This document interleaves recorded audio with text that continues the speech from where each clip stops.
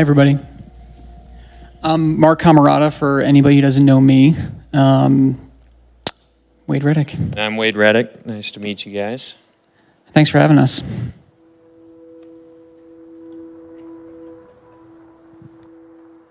All right, we'll go ahead and get started. I joined Montana Retina Consultants about a year ago, so just wanted to say thank you guys for sending patients our way and the referrals, and we enjoy working with you guys and look forward to continue working with you. So we're also wanting to give me a little bit of an update on the current treatment of wet macular degeneration, or exudative eAMD. And just a little bit of a brief overview. We're going to talk about kind of the history, current advances, a little bit about the port sustained delivery system, and what's next down the road for treatment of wet macular degeneration. So a little brief history. Before intravitreal injections, they had tried a bunch of different things: laser, PDT, even submacular surgery, where they tried to surgically remove the neovascular membrane. But then we have the evolution of anti-VEGF therapy, which comes along and really changes the game. Not only was it a better safety profile, but actually started seeing improvements in visual acuity. And so these three players here have been around for a couple decades now: bevacizumab, aflibercept, and ranibizumab. Trade names are Avastin, Eylea, and Lucentis. You guys are all probably somewhat familiar with these, and these have been the mainstay of treatment over the last couple decades. And they do work well, but it is a significant treatment burden on patients. We do have some patients that are able to go out to every 3 to 4 months with Avastin, but we also have a lot of patients that just have to get monthly injections indefinitely. And so we hear about it. I'm sure you guys hear about it, especially with our patients that travel from far distances in Montana. It can really be a significant treatment burden for them, as well as family members that have to drive them. So, could we reduce this treatment burden? Could we be doing better? And these are kind of the new kids on the block here. Aflibercept 8 milligrams, or Eylea HD, and faricimab or Vabysmo. And aflibercept 8 milligrams is really just a higher concentration of Eylea, which is 2 milligrams. It is a higher volume, 0.07 cc's compared to 0.05. I put indication there. Just wanted to briefly mention that it's not approved for vein occlusions yet. We're being told that's coming, but that has still not been approved. The frequency is a little bit interesting. This was based off the studies. We have to do 3 monthly loading dose injections, but after the third, the next one has to be 7 to 8 weeks later. So I think that limits it a little bit. If they still have fluid after that third monthly, you can extend, but we often find ourselves switching if we don't think we want to wait 7 or 8 weeks like we have to. There hasn't been any real difference in adverse events or safety profile in comparison with the standard Eylea 2 milligrams. I will say one drawback for me in clinic: it comes in a vial. It's not a pre-filled syringe. So you do have to draw it up, which in a busy 60-patient clinic day, and you're 2/3 of those are getting injections, you're drawing those up out of a vial that can really slow you down. But not just in addition to that, there's a recent publication in Retina, I believe this month, that showed there was about 50% lower risk of endophthalmitis from intravitreal injections that come in pre-filled syringes compared with a vial. So not only does it take more time, but there may be a little bit higher risk of endophthalmitis having to draw it up from the vial. So for that reason, if I'm deciding between the two, I'm often going to go with Vabysmo, which comes in a pre-filled syringe. It also has a dual target pathway, so not only does it work on VEGF, but also works on Ang2, which is a molecule involved in vascular permeability. And I think there may be a benefit to that dual target. Just anecdotally, and in my experience, it does seem to work a little bit better than our previous generation intravitreal injections. May last a little bit longer. That Eylea HD pre-filled, though, should be coming any day now. A little bit about the port delivery system. This is called Susvimo, and this is a implant that you surgically implant in the sclera. And this comes with ranibizumab refills. So the thought is essentially you get refills every 6 months, and it's sustained release over that 6 months, and has been shown to essentially be effective as about as monthly injections. So reduced visits. The patient satisfaction is quite high, at least according to the company that makes it. But for me, the endophthalmitis rate is almost 4%, which is extremely high, in my opinion, and not too comfortable with that. They also had some manufacturing issues with it early on. It was voluntarily recalled, so they stopped making them for a little bit. So anytime something like that, you're putting in an implant in the eye, my worry is if the company decides that it's no longer profitable or they stop making it, then the patient is stuck with an implant in the eye. So I think that's the main reason I haven't been doing it. And I also think we're going to have longer lasting injections, injectable implants here in the near future. So I'm going to talk a little bit about that, what's on the horizon, what we may see coming out in the next couple years are tyrosine kinase inhibitors, and then after that, very briefly on gene therapy. So this class of medication, tyrosine kinases are a type of signaling pathway that different receptors use, and I don't want to get too in the weeds here on this diagram, but you can see aflibercept or most of our intravitreal anti-VEGF injections work extracellularly by blocking VEGF, preventing them from binding to the receptor. But tyrosine kinase inhibitors work intracellularly and prevent these receptors from signaling. And you can see here it's not just the VEGF receptors. There's a few other receptors here that are thought to play a role in angiogenesis.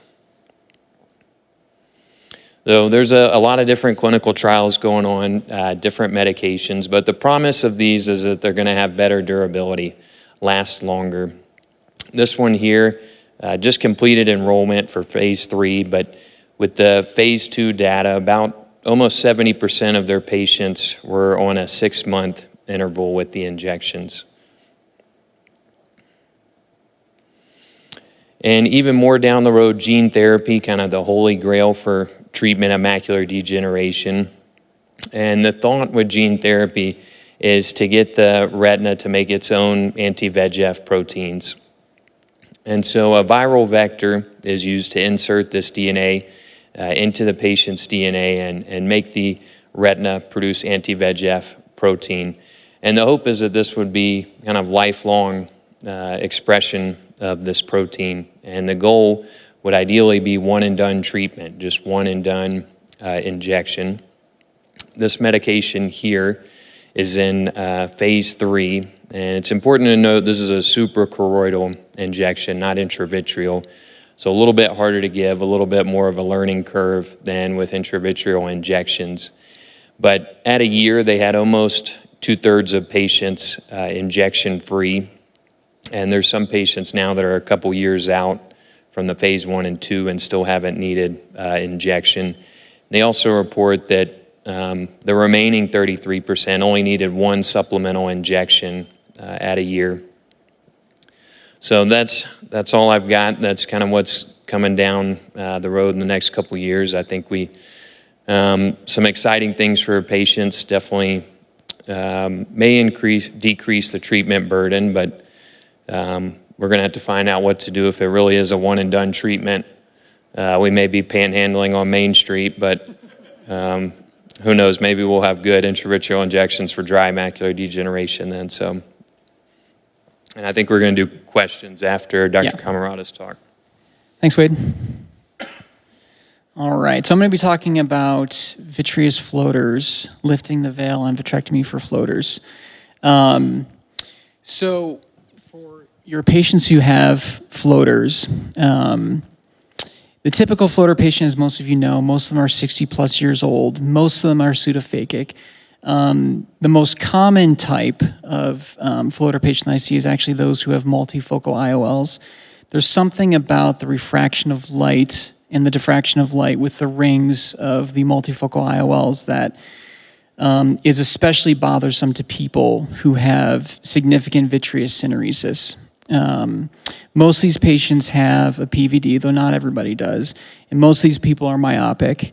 There's something about myopes, as I'm sure most of everybody in this room can tell from experience, that myopes just have a very unique protoplasm in their vitreous, just very syneretic. They have a lot of floaters. They tend to get PVDs earlier. So those are most common type of patients. We do see people who have floaters who are phakic, and then we do intervene on them. We do see people who have floaters without a PVD, and these are not contraindications to treatment, just so you're aware of that. When a patient comes in and they have visually significant floaters, there's a few key words that I want to make sure that I get out of them, or that when I say these words that they light up and they're like, yes, that's exactly what I have. Because you can have these confounding factors where somebody has dry eye or they have a PCO, and the haze that they're experiencing, or their visual symptoms are not from floaters. So, often people have a difficult time expressing exactly what they're seeing. And so I usually give them these kind of leading words like, are you seeing a haze? Are you seeing a veil that moves around? Are you seeing a cloud? Of course, are you seeing a floater? It's also important that I get a sense from them that what they're seeing is actually mobile. If what they're seeing is static and it never leaves the same part of their visual field, then it's likely not floaters that are causing their problem, and it's something else. So I want to get like haze, cloud, veil, that it moves around, that it shifts, that it's not static. And I also want to know how long it's been around.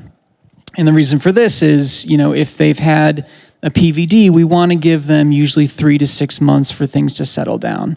There's a lot of neuroadaptation that goes on in the first 3 to 6 months after a PVD. And we also want to allow the PVD to completely separate from the retina before going in and doing surgery. Usually in the acute phase, after someone's had a posterior vitreous detachment, it takes about 3 months for the vitreous to completely separate from the back to the front where the vitreous base is. And it's at that tight adhesion of the vitreous into the retina called the vitreous base where you're going to get a lot of tears. And people can be symptomatic with things like flashes and new floaters for the first several months after their first day having a PVD, because the posterior vitreous detachment isn't just a one and done phenomenon. It peels away very slowly from the back to the front. And Wade, you probably can attest to this, that when we're doing surgery and someone doesn't have a complete separation of their vitreous, when we mechanically lift the vitreous off, it's actually quite sticky, and it takes, a few seconds. I mean, it feels like a lot longer when you're doing microsurgery, but it takes a few seconds to induce a PVD to go from the back to the front. It's not an easy process, and that's with us actually initiating a suction and pulling on the gel. So it takes a while. So because of neuroadaptation and because we want to get a complete natural separation of the vitreous, we give it usually 3 to 6 months. And if somebody gets to month 3 and they have really bad floaters, I usually say, well, okay, I think we can do surgery now. If the floaters are still bothersome and symptomatic, but it's not like life-changing, and for some people, these floaters are like really terrible and it really is affecting their daily lives. But if they're not in that place and they're kind of equivocal, then I'll usually tell them to wait 6 months. And if it's not better in 6 months, then we can talk about intervening. So we have 2 main modalities for addressing vitreous floaters. One is mechanical pars plana vitrectomy, surgery. The other is laser vitreolysis in the office, or laser floater treatment. And so the biggest decision maker for whether we're going to do surgery or we're going to do laser treatment in the office is, do you have a haze? Do you have a cloud? Do you have a veil that moves back and forth? A lot of people have a Weiss ring. But the vast majority of people, when I have this discussion with them about what they're experiencing, I would say 95% of people have a big component of haze, cloud, veil that's diffuse throughout their visual field, and that's bothering them, not just like one well-circumscribed floater, usually a Weiss ring, that's bothering them. And if they do have that haze, cloud, veil, which the vast majority of people do, especially people who are pseudophakic with a multifocal IOL, laser vitreolysis is going to be very unhelpful for them. Yeah, we can break up the Weiss ring, but you're still going to have that haze, and you're still going to have all the deleterious effects of that haze, like poor contrast sensitivity, poor color, poor brightness, etc. And so if people have that haze, cloud, veil, I tell them, I can get rid of that well-circumscribed floater, but it's not going to do anything for the rest of your symptoms. And so the vast majority of people, probably 95%, choose surgery for that reason. I quote them a 99% success rate for vitrectomy when we're doing our informed consent versus 60 to 80% for laser vitreolysis. That's another reason that people choose to go with surgery. It's also important that you obviously know that whether they're phakic or they have an IOL. If someone's phakic, I'm much less likely to do laser vitreolysis because not everybody that this is the case for, but often the Weiss ring is not far enough away from the posterior lens capsule in someone who has their natural lens. And if you do YAG vitreolysis and you were to accidentally hit that posterior lens capsule, that would be really bad because then they're going to develop a cataract. It's going to get really bad really quickly. They're going to need cataract surgery and their posterior capsule is going to be compromised. And it can, kind of be a nightmare. There's a high risk of the lens dropping and then they're back to see me to get their lens taken out and then they get a sutured IOL and it's just something that you really want to avoid. So I do sometimes do laser vitreolysis in people who are phakic, but it's few and far between because often I'm not comfortable that the Weiss ring that we're going after is far enough away from the lens capsule, especially because it often moves around when you're lasering it as well. So it's not static, it moves back and forth in the vitreous. If someone has an IOL, then laser vitreolysis is super, super safe. Really the only thing that you're worried about there is hitting the retina, but the retina doesn't move. You can focus away from the retina and know that you're in a safe space. All right, so I'm pretty much just going to talk about vitrectomy because that's the vast majority of what we do for these patients because that's what they choose. In our preoperative evaluation, you really have to have a holistic look at the whole eye. You want to rule out that they have dry eye because if they have really bad dry eye, you go in and remove their floaters. They still have really bad dry eye. They're not going to be happy. So I often send people away and I send them back to you for dry eye management to get their dry eye taken care of before we go in and do a vitrectomy, especially because dry eye can get worse after intraocular surgery. You want to make sure they don't have anything like Fuchs endothelial dystrophy. Of course, you want to make sure they don't have a cataract. Often if people have visually significant floaters, they're over 65, and they've got a cataract that's kind of borderline, I usually just say, you're going to get a cataract from this surgery. Let's just go get your cataracts taken care of. And then when you come back and see me, I can do a much more thorough, safe vitrectomy because your natural lens is out of the way. Of course, we're going to look inside the eye beyond the anterior segment. So when we're looking at the vitreous, I want to see, is there a corresponding haze? Is there a veil that moves back and forth? Do they have a significant Weiss ring? I'm looking for cells. Is there any evidence of white cells? That could be evidence of uveitis or retinal vasculitis. Are there any evidence of red cells? May they have a tear that may be hanging out in the periphery? That's super common. Of course, we're going to assess the macula. Is there a coexistent epiretinal membrane that we have to discuss? Is there any evidence of CSR or age-related macular degeneration, etc.? I'm also looking, of course, at the peripheral retina, if there's any tears or holes that we want to treat preoperatively before going into the eye. OCT is super important for these people who have floaters. So, of course, I want to make sure they have adequate macular health to justify doing floater surgery. But one data point that I'm always looking at when I look at everybody's OCT is what's the status of their hyaloid face. So I want to see, do they have a complete separation of the vitreous away from the macula or from the optic nerves, because that's going to change our discussant, it's going to change our consent, and my intraoperative plan as well. If there's any suspicion, which is not few and far between, that there may be something else going on, something like lymphoma, uveitis, retinal vasculitis, any other cause of intraocular inflammation that could be causing a hazy vitreous or symptomatic floaters, FA, especially our wide field fluorescein angiography, is super helpful for ruling those things in or out. So kind of my stock line that I say to everybody who has this discussion with me is, are you willing to go through another cataract-like surgery experience to get rid of your floaters? And I present it to them as just that, like, this is going to be like cataract surgery. You're going to walk into an outpatient surgery center. You're going to be sitting in the pre-op bay for 20 to 30 minutes. They'll get you dilated. They'll put a gown on you. We'll go back to the operative theater. The anesthesia will be essentially the same. It'll take 15 to 20 minutes. You won't feel anything because you'll have a numbing shot around your eye. After 15, 20-minute surgery, we'll wheel you back out, and you'll be, out of the surgery center in time for lunch. And you can go walk around, you can go read, watch TV, you can go shopping, do all the things you want to do, just like cataract surgery. Just like cataract surgery, you'll have a shield on your eye that you leave on for 24 hours. We take it off the next day. And I present it to them like that because it's the truth. Again, like I said before, I quote them that I give them a 99% chance of complete elimination of floaters. The only reason it isn't 100% is sometimes, about 1%, a loose piece of vitreous can come off from the periphery of the vitreous base, and it can sometimes float around. But I've never had anybody who has been bothered enough by that to want to go back and do another surgery. It usually just doesn't bother them that much. And when they're sitting upright, it just floats to the bottom and they don't even see it. I also tell them that they're likely to experience drastically improved contrast sensitivity, clarity, and color. And I even see that intraoperatively. So when I go in and start removing the vitreous, the retina becomes incredibly more detailed, incredibly more bright, and you're like, I can't believe that you were living with basically like this semi-translucent soup in your eye. It really is that profound a difference. I quote them that they have a less than 1% risk of retinal tear or detachment. Usually, if it happens, it's going to be in the first 2 to 3 months, and we want to address it as soon as possible. I quote them about a 1 in 5,000 risk of postoperative endophthalmitis.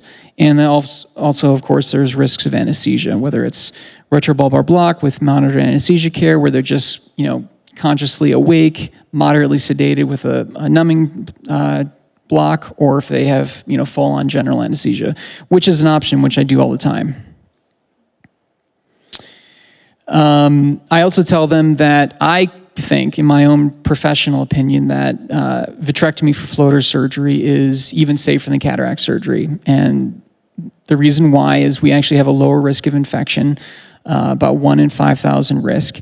A big reason is we completely remove all of the liquid inside of the eye. I do a complete fluid air exchange where I suck out all the fluid in the eye, insert usually a sterile air bubble, rarely an expansile gas bubble that does a really good job of removing any pathogens. And then the surface tension on the wounds from that air bubble basically seals the wound so nothing can get in. And air itself is sterile and has essentially an antibiotic effect, like bacteria can't grow just sitting on a surface of air. And so you just really don't see infections after a vitrectomy. Of course, knock on wood, you never know, but I also tell them that there's a lower risk of postoperative retinal tear or detachment. The reason is we can do a really thorough pre-op evaluation, and if there's anything that's there preoperatively, we can address it with laser. Intraoperatively, I can do another really detailed scleral depress exam and treat anything with laser inside of the eye that comes up. And another reason is that they usually always have a complete vitreous separation. We've given them those 3 to 6 months for the vitreous to dissect from the back to the front. And so any tears that were going to happen are usually just going to be picked up preoperatively anyways. We have to talk about if they are phakic and they want to have a vitrectomy, that they're going to develop a visually significant cataract within 6 months on average. This is usually for people who are 60 to 65 and older. For people who are in the late 40s, 50s, usually very myopic, usually women, it's kind of I tell them it's a coin flip whether they're going to develop a visually significant cataract. Some of these people can have their vitreous removed, have their normal lens, and not need cataract surgery for another 10, 15 years. And some of them need it within 4 to 5 months. It's kind of a crapshoot. I tell them that they are going to get an air bubble. The reason for the air bubble is that seals the wounds that we make in the eye and allows us to keep a normal pressure inside the eye, lower the risk of infection, and have a suture-free surgery. There's also altitude considerations that go along with having an air bubble. So here in Bozeman, we're at about 4,800 feet. And I have no problems and no qualms about sending people who have an air bubble in their eye over Bozeman Pass without any intervention, without having to go slow over the pass. Going over Homestake is totally fine, going out to Butte, etc. The only thing I tell them not to do is don't fly in a plane and don't go up to like the Beartooths, don't go up to Big Sky. And that's just for about a week until that air bubble goes away. In terms of positioning, 95% or more of the time there is no positioning. They can lay however they want. They can be upright, they can walk around, read, watch TV, bend over, whatever. Rarely, if there's like a big tear that I notice intraoperatively, or there's many tears and I want to seal those tears with an air or a gas bubble, then I'll have them do a little bit of positioning. But usually it's just because there's tears and I just have them do it overnight and then they're done when they come in to see me the next day. In terms of anesthesia options, general anesthesia is totally fine if everybody's nervous and doesn't want to be awake. That's totally cool. Or we can do a retrobulbar block with conscious sedation, pretty much just like cataract surgery. The surgical duration, key steps. So again, it's 15 to 20 minutes from the time that we get into the OR until the time that we leave. Pretty similar to cataract surgery.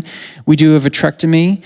For people who have not had a complete vitreous separation, if they're pretty young, I usually won't try to lift the back face of the gel off too much. The reason is the gel's still stuck down there for a reason, and it's literally sticky and doesn't want to come off. And so if I force the issue and pull too hard, there's a risk of developing a retinal tear detachment, which of course I don't want to do. So it's totally fine to leave the vitreous capsule attached to the back of the eye, remove the floaters in the middle, and then you just counsel them that, the floaters that are bothering you now are going to be gone. But in a few months or a few years, you're likely to develop a posterior vitreous detachment naturally. You could develop new floaters.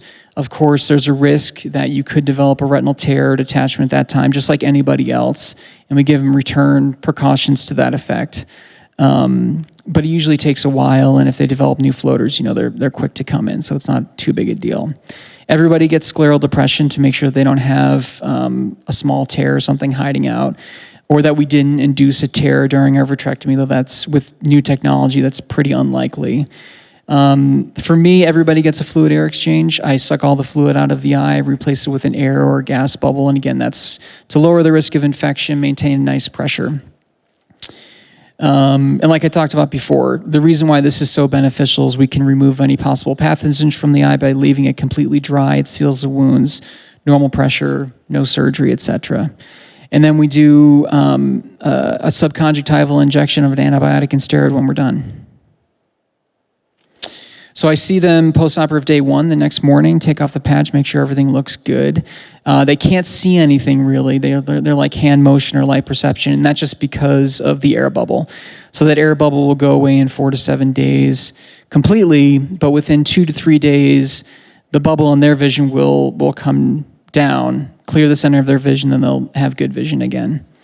I see them at 2 weeks and then 3 months. If we're doing bilateral surgery, I usually wait at least 1 month in between surgeries just to make sure the other eye is doing okay before going on to the next one. I tell people there's no heavy lifting, bending, straining, strenuous activity for 2 weeks. No flying in a plane or going over big mountain passes for the first week. No pools, hot tubs, saunas, swimming, rivers, lakes, ponds for 1 month so we avoid an infection. They use an eye shield when sleeping or when taking a nap for the first week. Just like cataract surgery, they use a topical antibiotic and steroid for 1 month. And I tell them to give us a call if there's any pain, loss of vision, new flashes, floaters, etc. So yeah, thank you so much for having us, for your support.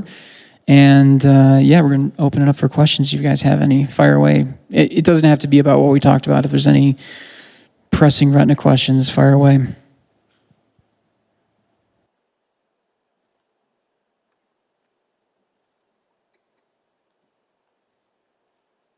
Any other retina riddles? Anyone want to try and stump our retina specialists? All right, awesome. Thank you guys. We appreciate you guys being here. Thank you.